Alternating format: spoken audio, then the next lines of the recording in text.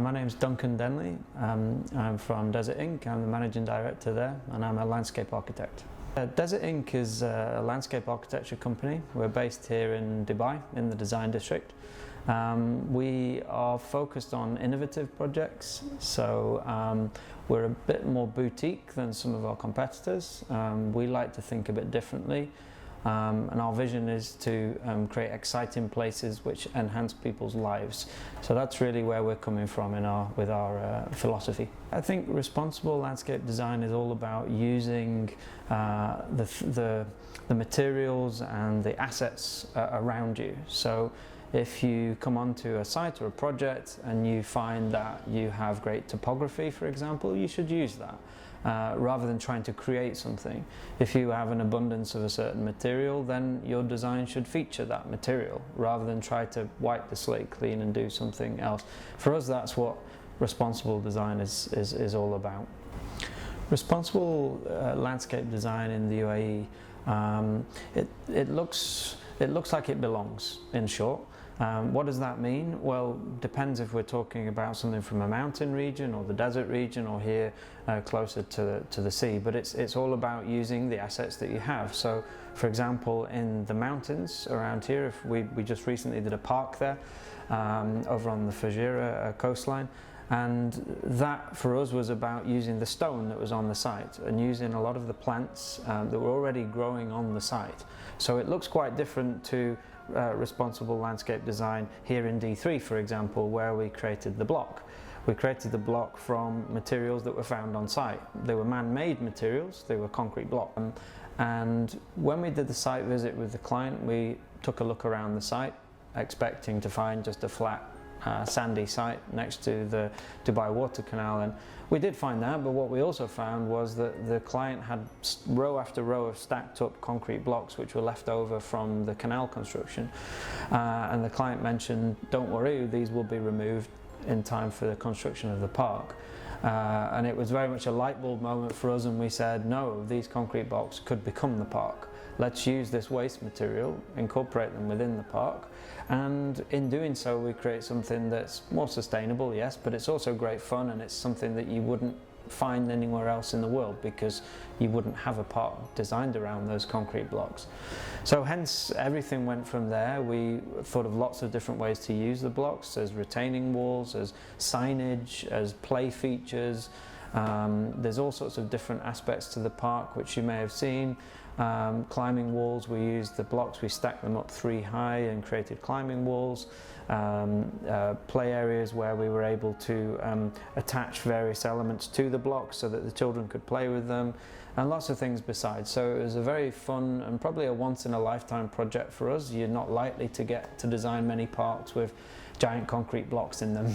So we did a park which I can't tell you much about because it's confidential, but what I can tell you is that we arrived at the site, we did a site visit again. It's always the first thing we do. Myself and 2 colleagues put on our hiking boots. It's right at the foot of where the mountain meets a flat area. We walked around the site and we realized very quickly there was 2 parts of the site. One part was basically pristine wadi floor with a mountain rising up behind it. It was perfect. It didn't need us to intervene really. The other half was very damaged because there'd been a roadworks next door and they'd literally just cut from the mountainside and dumped all the stone. So half of the site was fantastic as it was and half needed a lot of work. So we said, well, let's preserve the half of the site which is in its natural state. Let's improve it maybe a little bit with some additional trees, native trees and plants, and let's just create a few simple footpaths around that so people can appreciate that and give them some information about what bird life they're going to see, what plants are growing, what animals would visit the site. The other half of the site, where we had basically a landslide of waste material, we stacked that into gabion baskets to create a series of platforms, and we turned those into camping pods because we know in Fujairah it's a big spot for camping and people like to go and barbecue and have bonfires, and so we created that amenity for them from the side of the site which was already damaged, using the stone that was already on the site. So that really, I guess, is another indication of the way that we're maybe different. We don't try and create a park from Paris or recreate something that looks like it might be in the UK or North America. We go to the site with an open mind, we see what's available, and we design the park or the landscape with those things in mind. We're here to enhance people's lives and get them excited, so when someone comes to the block, and we've watched people come to the block, they get excited because they've never seen anything like that before. I also think that I'm a big believer that when you go to a certain country or certain area, you have an expectation.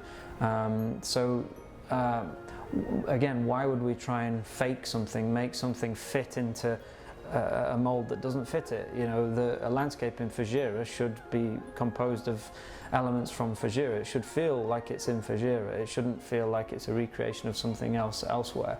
So again, it comes back down to that feeling of it should belong. It should feel like it belongs in a certain area. The expo and the sustainability pavilion, that's a project that gets us very excited. Reason is it's quite pioneering in many aspects. As landscape architects, we're excited about the landscape, obviously. So we work with Grimshaw Architects, based in New York. We work with them to define a new kind of landscape for the UAE. We've had a few projects where we've been able to go some of the way, but this project really realizes the full picture. And it's things that I've already talked about. It's using materials native to the region. So for example, our sister company from Desert Group, they've been out in the mountains and the deserts, literally harvesting seed from plants that are just growing without any human intervention. So they've taken those plants, they've brought them into nurseries, and they've germinated them, and then literally see what happens. Because no one has really done this to this extent before. So they've collected more than 60 plants that have never really been in cultivation before. They've collected them, grown them. Some of them don't accept cultivation. They have mechanisms in them that don't allow them to grow next to other plants, for example. That's to avoid competition.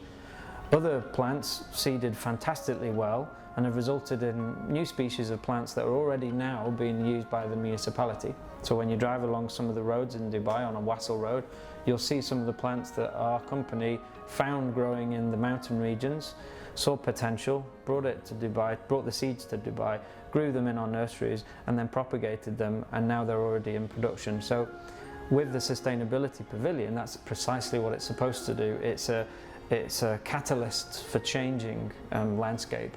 Landscape as we know it in the UAE tends to be lots of big green lawns and lots of lush green trees and plants, which of course everybody loves, me too.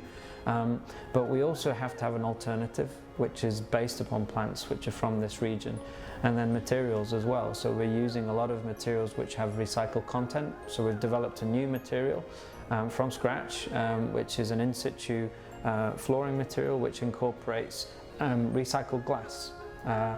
It's sustainable, but it also looks great because the glass has a reflection and various other things besides. But it's really very groundbreaking project, and our hope is that when people see the sustainability pavilion, it changes the perception that desert plants and local regional plants are somehow not as good as foreign plants, as tropical plants, for example. We want people to understand, yes, they're different, but they offer different things. There's obvious savings with water, with therefore cost, maintenance. We're not trying to force something that's from another country to grow in this country. This country has a very harsh environment. Why not use the plants which have adapted over millions of years to grow in this environment? And in doing so, you create something that looks like it belongs. So it can be contemporary, but it looks like it belongs because it uses the stones and the materials and the plants from this region. So that's really what the sustainability pavilion for us is about, at least the landscape. The architecture is doing similar things with the building.